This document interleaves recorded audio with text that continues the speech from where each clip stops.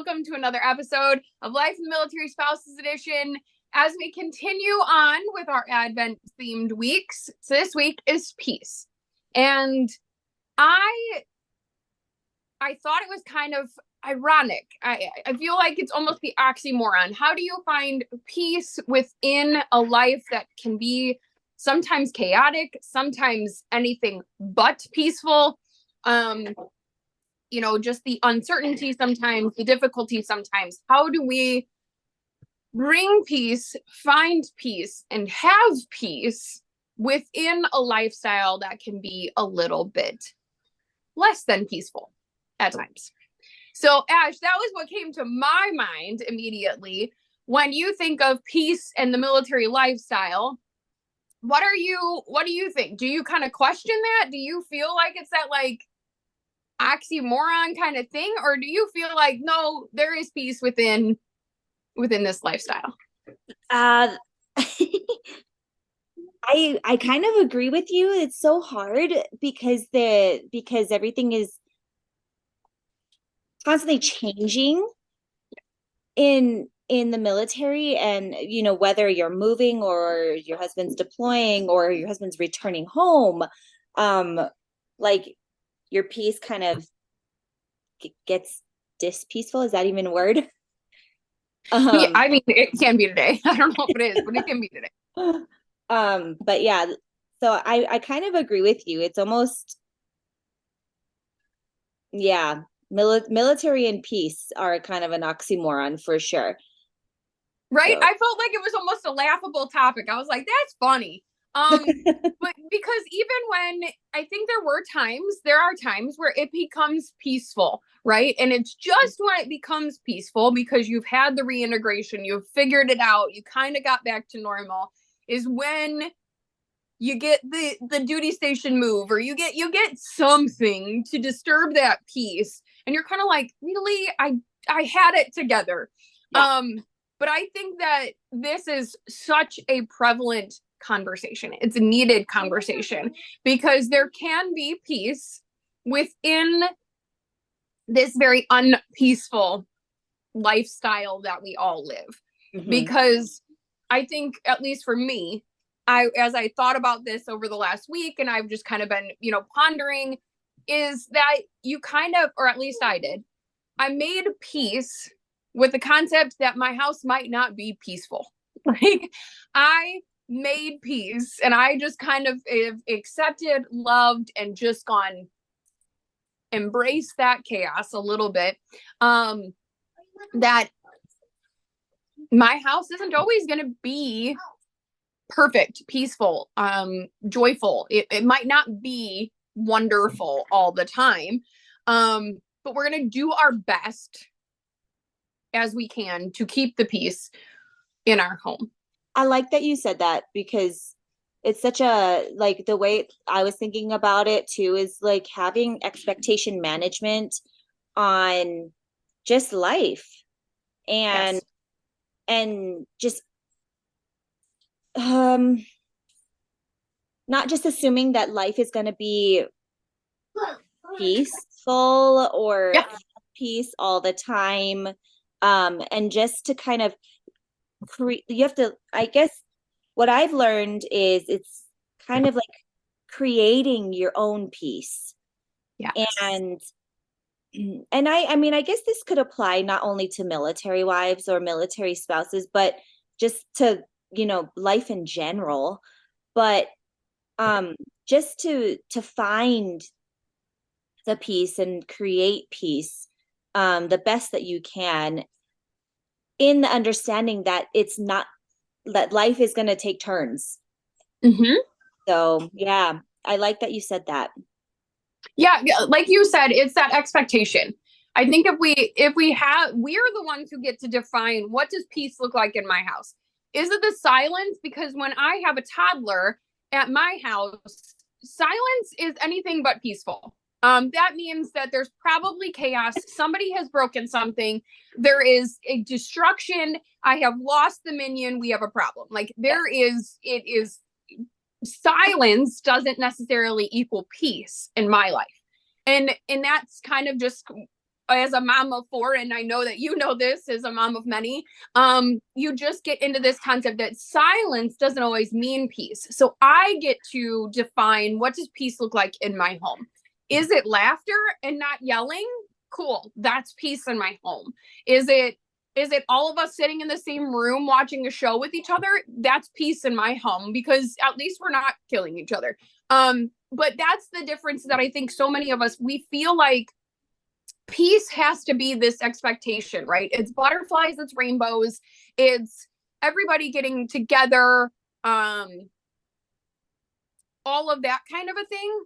Like, I understand what you're like, saying. It's like silence. yeah.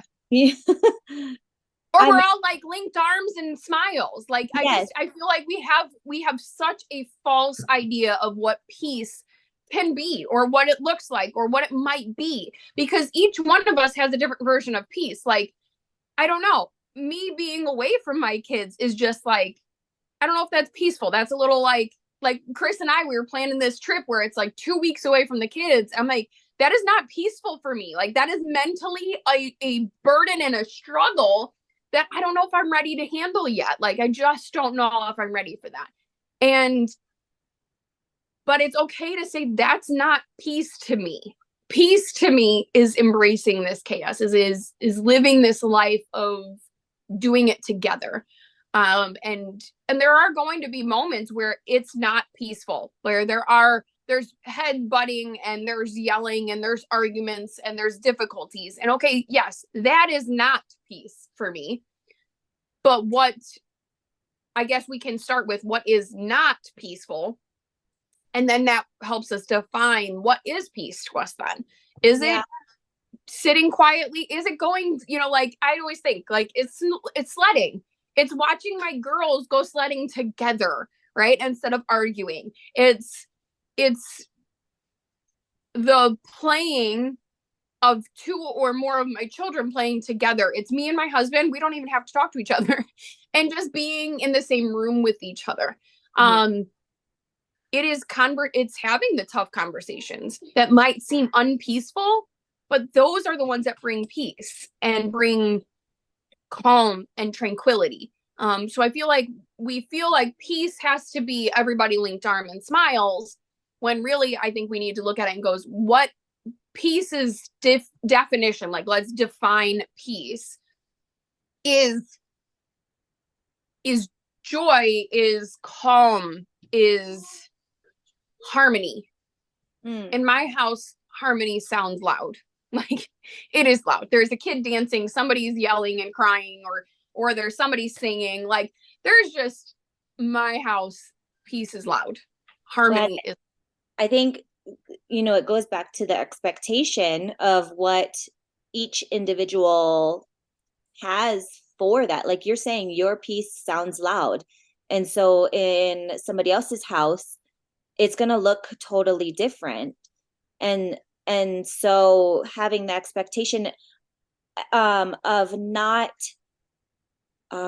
comparing your peace to somebody else's peace, or lifestyle to somebody else's lifestyle, because what brings them that satisfaction, or that harmony, or that peace, that joy, that love, is not what's going to, it's going to look different in somebody else's household. So again, it's having that expectation of the differances, right, if that makes sense. No, that makes sense. I think it really does. Yeah. Now, like, I guess my next thing is, and I know that many listeners are like, well, that's great, I can define my own peace, but what happens when life isn't peaceful? How do we get back to that? How do we find that peace amidst, okay, I've got moving boxes everywhere, I can't find the thing I need, I have a kid who is literally like climbing the walls.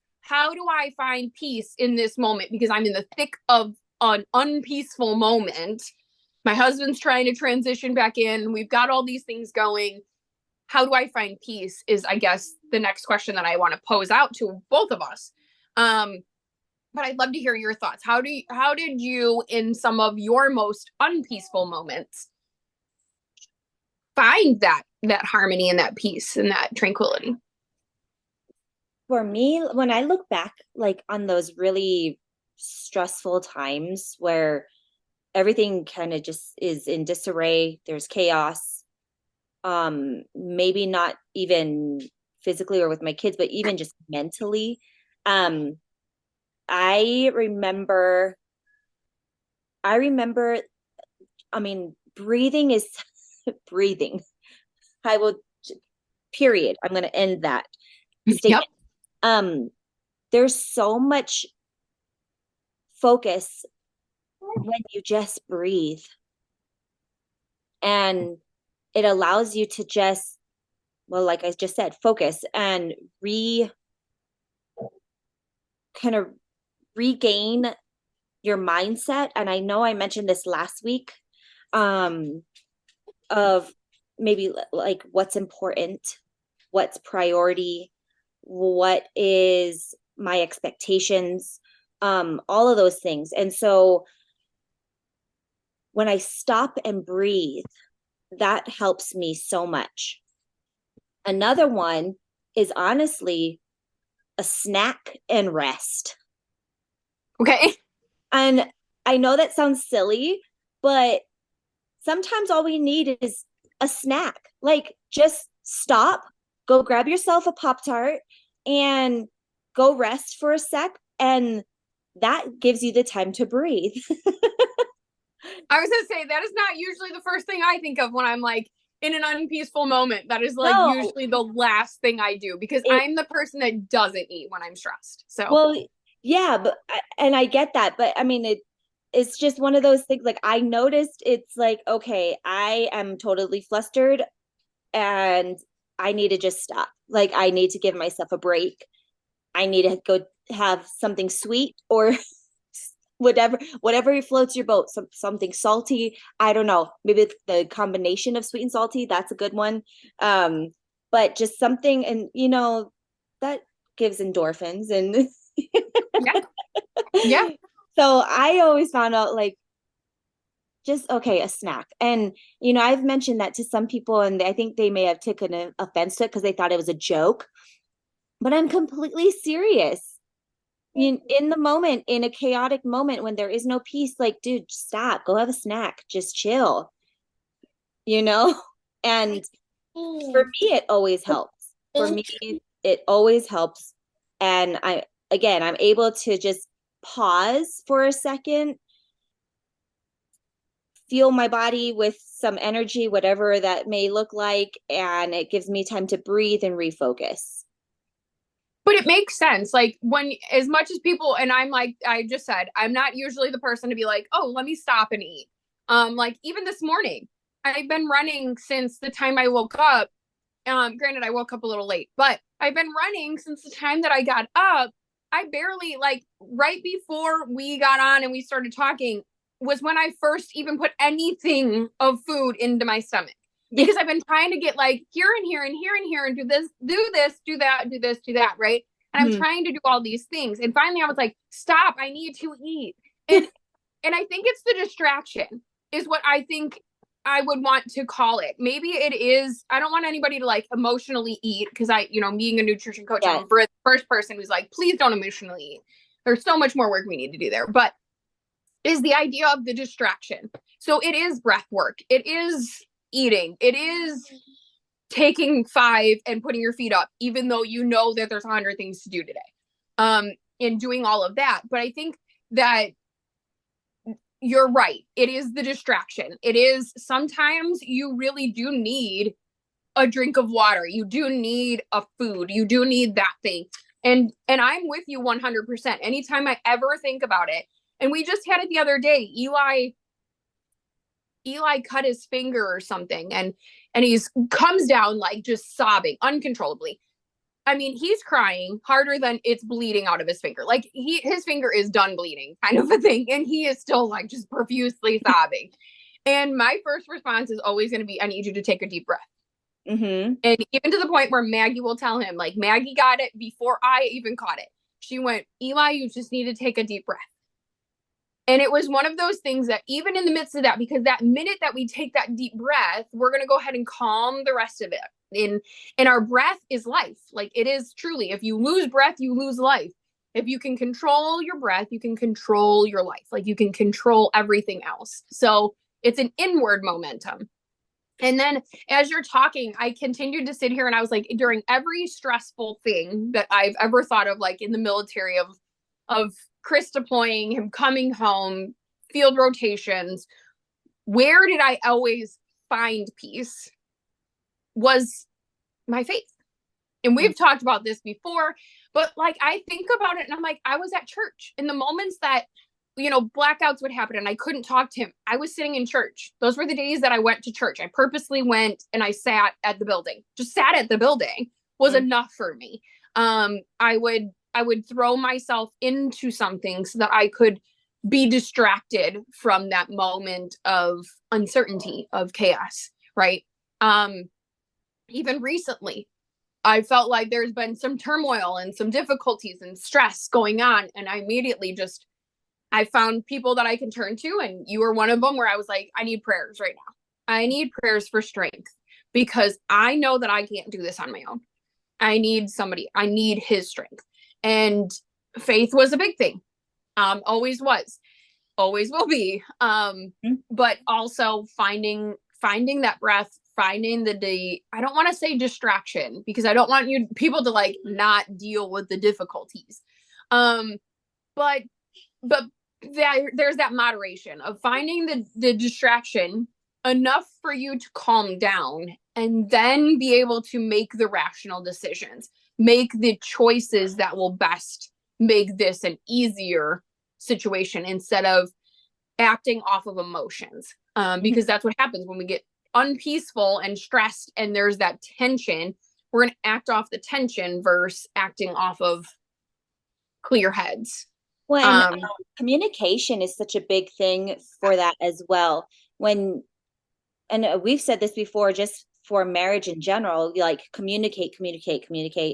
And for us wives in the military, because there is so much change, if there's no communication, things can get thrown out of sync so quickly. Yes. And then your peace is gone, whatever that looks like in your house. So when you keep the communication open, like how you're feeling about the move or even just the holidays, because again, this is the holiday season. And in the military, I mean, it's hard enough. And then add in another factor of the holidays when, times are hard already. And, keep that communication open with your spouse and with yourself. Yeah, I think that's another thing with yourself. You've got to be able to communicate and tell yourself, like, I'm not okay, or I'm doing fine, or this is peaceful. Yes. This is not peaceful. Yeah. But yes, keeping your spouse in line, or not in line, but in the line of communication. I had to tell Chris, I'm not okay. And he's like, how not okay? Like nowhere near okay. Like, I need you to pick up 100% of what's going on right now, because I would like to be in bed and just cry for the rest of the day. And he was like, fine, I've got it. But if he's expecting me to be at my 50 to 75 and he's walking in and finding me like a puddle on the floor, he has no idea. Yes. We've got to communicate, not just with them, who is that other person that can help us, but with ourselves. Because if I'm saying I'm at 75, why can't I give myself why am I not giving 75%? And yet all I have to give is 10. We're lying to ourselves, and it's just going to make that peace even less of a thing that we can have. I agree with that. Yeah, being honest for sure with ourselves. And yeah, that's so true. It's so true. And again, for me, it goes back to expectations. Like, what are you expecting from yourself? And again, this is the holiday season. So what are you putting on yourself to create maybe for your family, your kids, this holiday season that is maybe causing you more stress than it needs, and to kind of have like a realistic expectation of what is possible or feasible or a priority, rather than having a perfect holiday with all the cookie decorating, or I don't know, the family photos, the perfect family photos, or um I don't know, sledding or and hot chocolate. Like sometimes we can't do it all, and that is Right. okay. Yeah. Because your sanity and your peace and your joy, like those things are important. Yes. And if you're trying to do all the things because you love your kids and you love your life, and that's great. But if it's taking away and causing stress, then I would highly encourage to what's the word I'm looking for? Reprioritize or recalibrate what you're expecting of yourself this holiday season. Yes.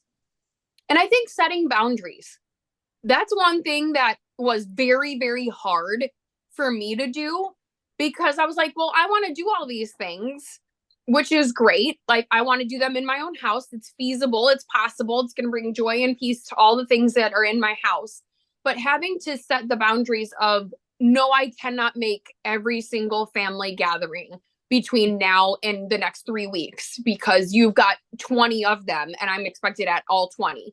Or I'm not going to have, like my family doing sit down photos is ridiculous. Here's a photographer I know that, like, it's setting boundaries to understand that, what, your life is your life and your piece is your piece. Mine is a little bit different. And setting boundaries to understand that, like, I can't be everywhere. Mhm. And understanding that, like, it's okay to say no. It is okay to be like, no, I'm not doing this. Yes. No, we're not doing the thing that costs $100 a piece. Like, saying no is okay. I understand that we want to do everything. We want to give the best Christmas and the wonderful and the memories and the things, and we want to be everywhere for everyone, especially in the holiday season. But set the boundaries and be like, no, if you want to come here, here's my address. Come on out. I'll gladly house you, but I can't afford to go out there, or I just, that's not feasible right now. Or even, And understanding that's okay. or even gifts, right? Like, Yeah. honestly, I will be the first to admit I do not buy gifts for my family, meaning anybody outside my husband and the kids that I birthed or that I acquired through adoption. Right. So the only gifts we buy are for our kids and for each other. And sometimes not even for each other. Like Eric and I, we don't do a lot of gifts. And so like, this may sound bad, but like my mom, my dad, my my siblings, my nieces, my nephews, like I don't buy for them. And part of that is because, for one, I'm a terrible gift giver. That is not my love language. I will say that right now.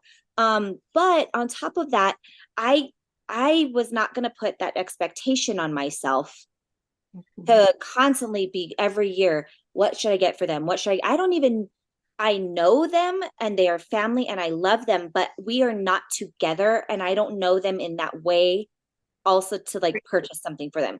Even last year for Christmas, we hosted Christmas for all of my family as like a family reunion. It was my first Christmas back in the States. Um, and so I had, gosh, like 20 people here. And what we did was we didn't even purchase for everybody. We did a Secret Santa and we purchased for, the couples. Not, and we were like, kids are free game if you want, you're able. Um, but it was just to take away that expectation of that everybody had to purchase something for everybody because we're all getting together or because Right. it's Christmas. Like for me, like it may be also the lackluster, is that even the right word? I'm like struggling to find words today, but of like the big corporation of Christmas, and how they put so much like emphasis on presents. I'm like, it just rubs me the wrong way when it's not about that. Right. So like just having, yeah.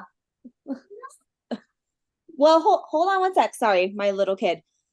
Just again, taking away the expectation, or like finding the expectation, and finding the boundaries, like Stephanie said, of saying no and being okay with that. Like, what's your family is important, but when you get married, you remove yourself from your parents. You are still their child. You still are involved with them. But now what's important is you and your husband and your kids. Yes.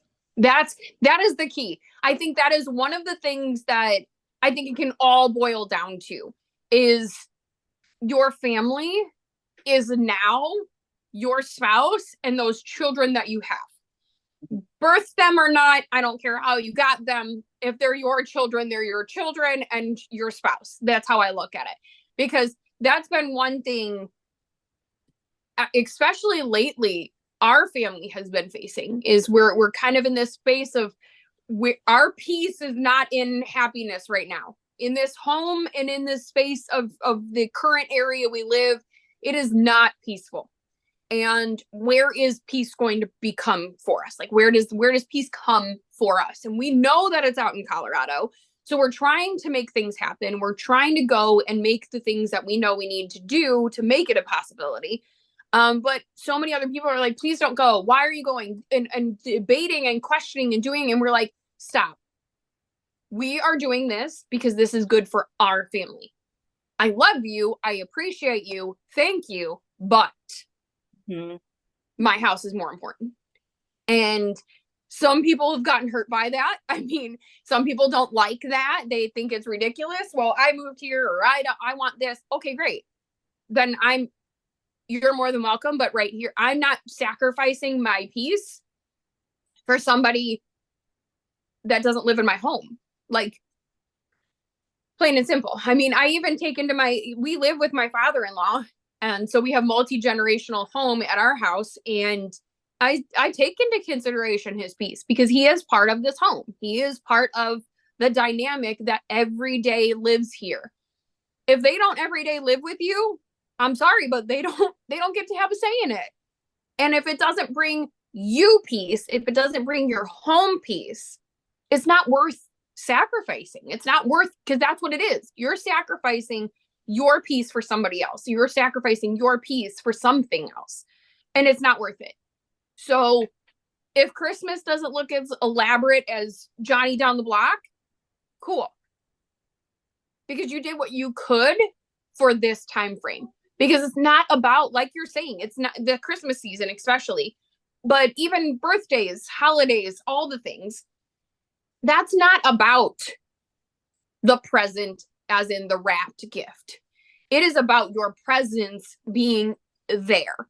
I remember so many times when we were deployed or when we were overseas or any of that, where my family was like, I don't want any wrapped gifts from you. I just want you in the room. Like that means more to me than any gift you could buy at any store. Yeah. Is your presence. And I think that's something we need to remember, is that it's not about the gifts. It's not about the hustle and the bustle and the stress and the chaos, right? It's not about how many houses can I hit in a day. It's not about that. It is about being there, actively present and participating as a clear-headed person. So if that is compromised, and that could be like, I remember many of an R&R, a trip home, a something where everybody's like, well, I want to see you and I want to see you and I want to see you and I want to see you. And I was like, cool. Now that I'm conveniently back home, you all want me to run all over creation. But where are you running? Right? Like, I know you don't want to talk about that, but that's sacrificing your peace for something else. And your what matters more is your presence than it does a gift, a time, anything. I love that you said that, and I think that's a completely different topic um Hmm. that we should and can talk on because um yeah, that's such a good one. And I've dealt with that too, where it's like we're planning a trip, we go, we drive, but yet the expectation of us to go and drive to everyone was such a real thing. And to fall into their plans. Yep. So yeah, but that's a different, we can go Yeah. on Oh for yeah, that could be a another whole whole nother hour for conversation. that. Yes. That could be a whole nother conversation. Because I mean, I think we all as military spouses and families have felt that. Yes, Well, when I'm it's a down the real, block, I'm convenient and I have to run to you. But when I'm not down the block, where are you? and it's such a real conversation. It's such a real thing that happens with us militaries, families, because we are the ones that move away. So we're the ones that, for the most part, travel back home. Um, so yeah, or I don't know. Again, it's such a real, that's such a real thing. It And is. that's such a hard thing sometimes for our civilian families to understand. And I think, side noting this one is that for many years, I forgot that for 7 years they had a life without me. Yeah. Like they had a life that didn't contain me down the block. Mhm. So there's like that whole like dystopia of like my peace is not down the block from you guys. Like I love you, but my peace is not being this close to you. Like I love going to family gatherings. They're super fun. Love the holidays. I'm not going to everybody's birthday party every other weekend because I have a family that has mass amount of children. Like I just no, I wish I didn't have to. Like when do we move further away so that I can use the excuse of distance? But I think that's something we all face as a military family is that the families that we have outside of our home, right? Outside of our immediate, they all move on without us. But yet there are some expectations or thoughts. I don't want to say expectations, but there are some thoughts when especially around the holidays that well you moved, it's your choice to not be here or to be here and you need to come here and there. Mhm. And if your peace is being sacrificed, you can easily say no. Yeah. So with that, I mean, I would say we can't give you clear cut direction on Right. how to find peace. But I would say, I would keep communication open. I mean, maybe that is a clear cut one, but um, just because I think both Stephanie and I can totally say that we've been there, done that, and we got the t-shirt and found out that that does work. And when it does, when you're not keeping the communication open, things get out of whack. So, Yeah. um, but I would say, figure out your priorities, figure out what's important to you you can so that you can um create your expectation. And that's going to look different for everybody. Mhm. Yeah. And like Stephanie said, boundaries, however that looks for you, you got to figure out what boundaries you're going to set in your own household and in your own life, um, for life or just for this holiday season. But what are the expectations? What are the boundaries? What's important to you? Like you guys got to all figure that out on your own. You got to take a hard look, because if you guys are losing peace and losing and having chaos and having stress, what is it in your life that is causing it? Right. You have to look at what's going on, and if you have to remove something or you have to stop something or maybe remove a person, I don't know. Sometimes that's a real thing. Um, it's going to be those, like Stephanie said, hard conversations or hard decisions. But if it's going to the benefits are going to outweigh what you're going through right now, because the chaos and the stress, I mean, that's long lasting, even health things that are going to cause stuff. And Yes. and so, take care of your guys' selves, take care of your kids. If poor things, if you see your kids being stressed, talk to them, figure out what's Mhm. going on in their life, and then maybe use the same kind of principles. You can apply it to even them. Um, so I don't know. That's my 2 cents on the topic. I I don't I'm not sure. I hope it helps. Right. And I think that's the point of these episodes, is that we're going to bring a topic. We want to bring a topic forward. We want you to think about it. We all have different experiences, and we said it last week of like, what brings you hope? Where do you find your hope? Where do you find your peace? I would love to hear from the listeners. Where do you guys find peace? Where do you find that tranquility and calm? What do you do when things aren't working out in the way that it should be and it's not peaceful? What do you do? Fill us in. We want to hear, because the more that we bounce ideas and brainstorm, you and I talking is one thing. That's two people's worth of experiences. But I mean, put 10, even 5 years worth of, 10 people with 5 years worth of experience. Now we're at 50 years worth, just five.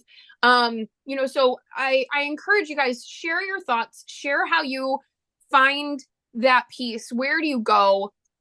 What do you do when it's not being peaceful and happy? How do you manage that? But also be looking forward, because next week we're going to talk over joy. And this is going to be an easier topic. I feel like this is an easier, like, duh topic almost for us to find the joy in life, find the joy in these things. But peace is the core, because when there is no peace in your home, it just is turmoil. And that's where the difficulty, the stress, the problems, the marriage breakups, the difficulty between children and integration and all of that. Like, we live a very hard and sometimes very unpeaceful life or lifestyle. And I want this episode to be super helpful. I want it to be something that you guys can come back to and think about and remember that peace can happen even in this lifestyle that we've chosen. It's not easy. It takes more work than it does to find joy. I mean, it does. It takes a lot more work to find peace than it does joy. But it is possible. So I'm excited that you guys get to be a part of this with us. I want you to come on for next week's episode of Joy and be here for the whole Advent season with us. Listen on to what's going on for the future. And don't forget, sometimes all you need is a snack. Yes, a snack and a rest. Put your feet up. So grab your snack, because you probably need one. And go have an amazing day. And we will talk to you guys next week.